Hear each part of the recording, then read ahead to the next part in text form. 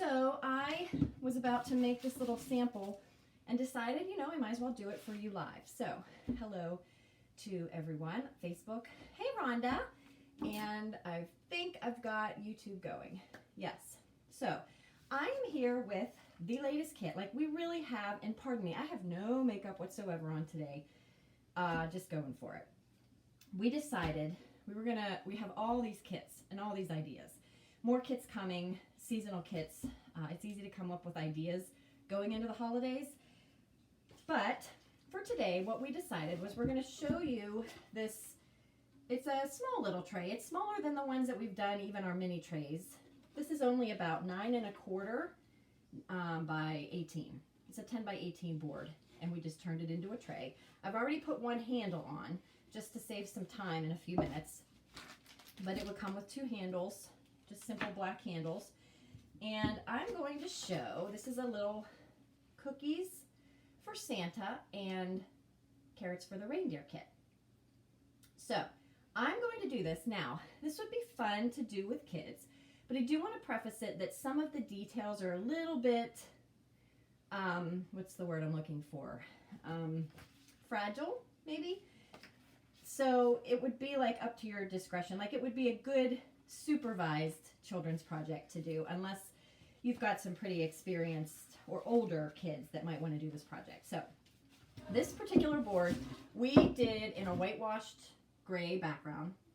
So whenever we set the listing up, which we never do until after I've done these videos, because we like to link them in the listing so that you can always go back and watch the video. So once we have that figured out, you'll have your choice of what kind of kit you might want to get, or what colors we would offer for the backgrounds. So all I did, everybody's stencil will likely be different color, but all I did was slowly peel that back layer of transfer paper off. So it actually looks correct in the picture here because it's backwards normally. So what I'm going to do is just lay it lightly in where I think I want it to go.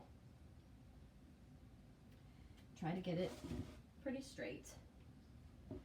And then I'm pressing it down.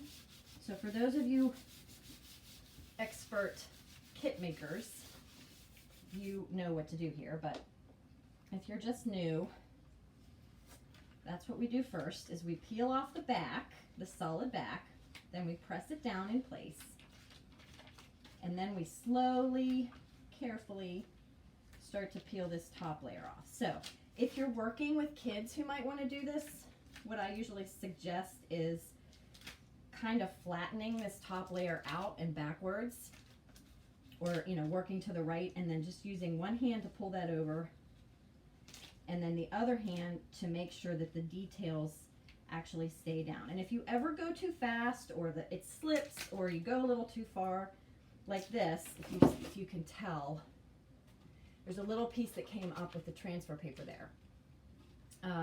We just backtrack a little bit, press it back down, and go again.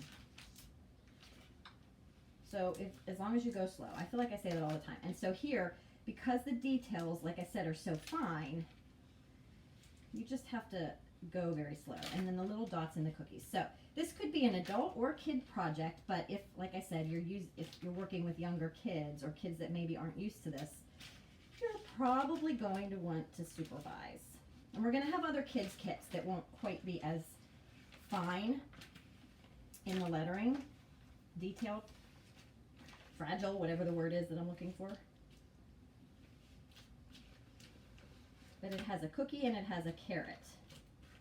And then we didn't want to make it too big because we know it's just something, seasonal that you might want to have out on your counter, or you might only want to have it out Christmas Eve.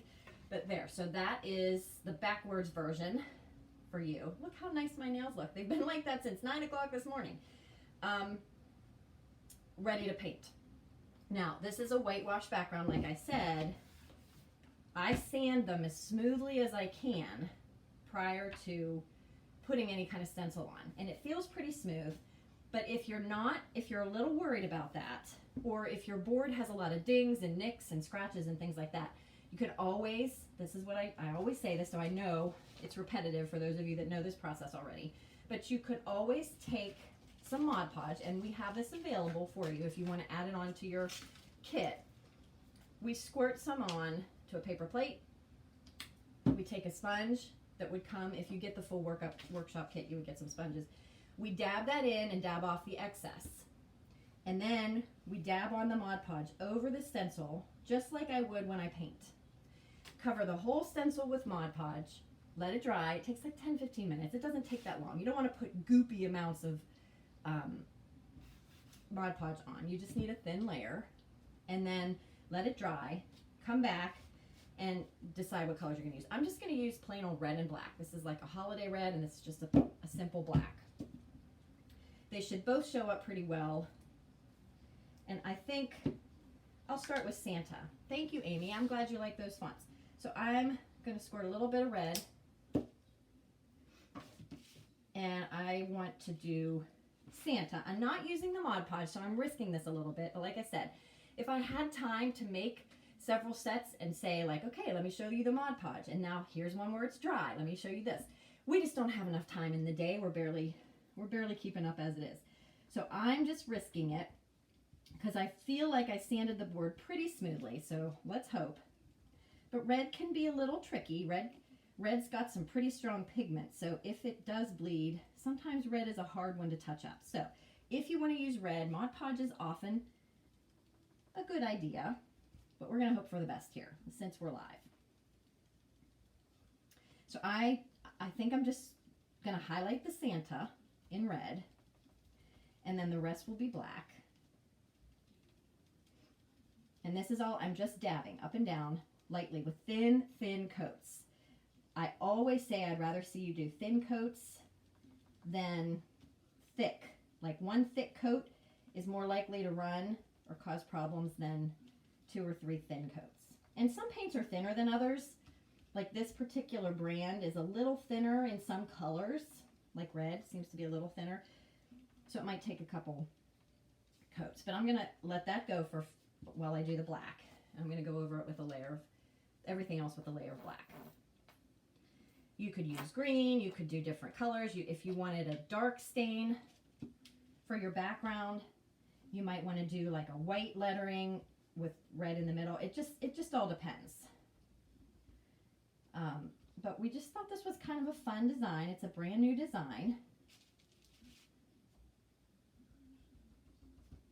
I just was feeling black and red today. I actually am going right over the cookie in black. I'm doing everything except Santa in red. I just want the Santa to pop. And these should look pretty good over the whitewash gray. I have, not only do I not have any makeup on, but I also have like been painting since even while my son was waiting for the bus stop or the bus to come. That's how I ended up with paint on my fingernails. I've been painting pretty much since he finished eating breakfast. And I splattered myself. I got paint all over myself, all over my nails. I'm hideous. Hideous. Look away. Look away. What do they say? Don't look at me. I'm hideous. Okay. So this black actually, it depends on colors. It depends on brands. Some of them are thicker than others, so it doesn't take as many coats. But this black looks pretty good. I may not have to put another coat. I'm doing the carrot too. I just think I really want the Santa to pop. So I'm just going to smooth that out a little bit. All over, make sure I get all around the edges. I don't think I need another coat on the black. I actually poured out more than I needed. Oh, I have plenty of red. So I'm going over this again with a thin coat. And then we'll peel the stencil off and add the handles. And then you have a cute little Cookies for Santa homemade special tray. got a little bit of black on my red, but that's okay. I stopped obsessing over that a long time ago. Okay. I did used to obsess over it though. So when you're happy with the number of coats that you have on, if you feel like it's, you know, solid enough, which sometimes you have to let it sit for a minute, but I always have to say, you should never let your paint totally dry on a stencil, because what will happen is it will adhere to the edges of those stencils, and when you pull the stencil off, if the paint is totally dry or too dry, you can peel the paint right back off. It'll peel right off with the stencil. I am actually going over a couple of these spots now that I see it soaking in. But again, this is really, really light, thin coats. Then all you need is something sharp, something like just to get, you can use your fingers, but you need to start peeling the stencil off before it's dry. And then for me, what usually helps is since you have a lot of details here, I try to wiggle it a little bit, and it helps to have someone else to hold the background down if you can. You don't want it to flop back down. You got wet paint on the stencil, so you want to try not to let it flop back down. It's not going to come off in one nice piece, but if you wiggle it a little bit, sometimes you can get in and around those letters easier.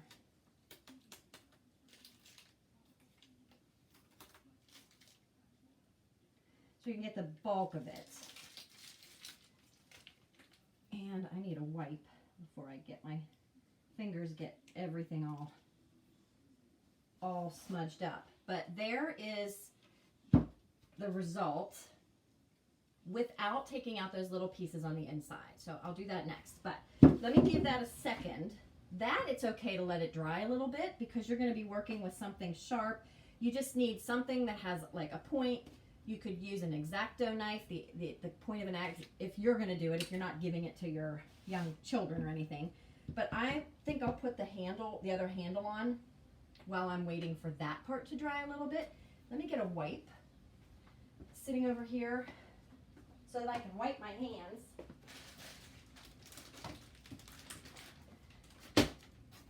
Because I don't want to smudge black and red all over. So you can use a drill if you're comfortable with that, but these just come, which is nice. What's nice is that they're pretty standard handles. They're very lightweight handles, but what's nice is that they come with two matching, you don't even have to touch up the screws because they match. I always appreciate that. Whoops. Okay. So if you have a drill and you're okay with that, you could put it on with the drill. I just kind of eyeball. You want to avoid any of the nails. Of course, there's a nail right there where I want to put the screw. So I'm going to have to put it over just a little bit from center. And you could measure it if you feel better. But I typically just sort of eyeball that it's straight this way and eyeball that it's straight that way. I kind of dig that point in if you're going to just use a screwdriver. I just want to show that it's possible to use a screwdriver to put them in, so you don't have to have a drill. Just press the point in real good and then get it started. And we just wanted it to be kind of a simple little tray, since it's a short season, but you can always, we have lots of designs. So what we're doing is we're trying to get all of the Christmas designs in one place, because you can always purchase stencils from our workshop catalog. I'm sorry I'm cut off on YouTube. But we're trying to make it easier for you. We're trying to put our new kits in, but then you can also order any of our current workshop designs, and we have several Christmassy ones in the catalog already. So we're trying to pull them so that they're all in one place. But here's what I'm doing. This is like a dental pick. Hey, you could even just use a dental pick if you have one, although you're going to want to clean it, of course. But just anything sharp. So tweezers sometimes will work. You just want to be able to grab these little insides the best that you can. Hopefully you can see well. And I wanted to come on and show you this before the weekend because it gets too hectic around here. We've got our sleigh kits. We've got all of the kits that we put out over the summer as Christmas in July. The letter to Santa. We actually have a big one and a mini one. Well, it's not big, but we've got a mini one and a bigger one. What else? We have a Christmas countdown. I have another Christmas countdown one planned. We're going to have some reindeer name options for kits. We have all kind of ideas ready to go for. So rather than just do them and show you, I figure I might as well do it live so that we can put the video right there in the listing and you can come back to it and watch it if you need to. So I'm just grabbing each of these little pieces, and if you notice, I'm just lifting a little bit of it and then using my finger to help lift the whole rest of the piece off. A few more to go. Oh, I forgot up here. This one has a lot of little insides. Lots of these little pieces. But these you could let dry for a good bit because it shouldn't peel the paint like it would if you pulled the whole stencil off when the paint was dry. All right, we're almost done. So we'll probably set this up like we do the rest. You can order it with the raw background wood, or you can order it with a pre-finished background. Okay, I think I got it all. So voila, there's your cookies for Santa and carrots for the reindeer tray. So when we have the listing finished, I gotta go take some final pictures. When we have the listing finished, I will certainly put it in here, and I'll probably have a separate post for these. But keep watching the shop site, which is shopmyhomematters.com. If you look at the shop site, all of the kits will be updating as we get them, but we've got lots more planned. So stay tuned. Have a great weekend. Thank you for watching this Friday afternoon. Bye-bye.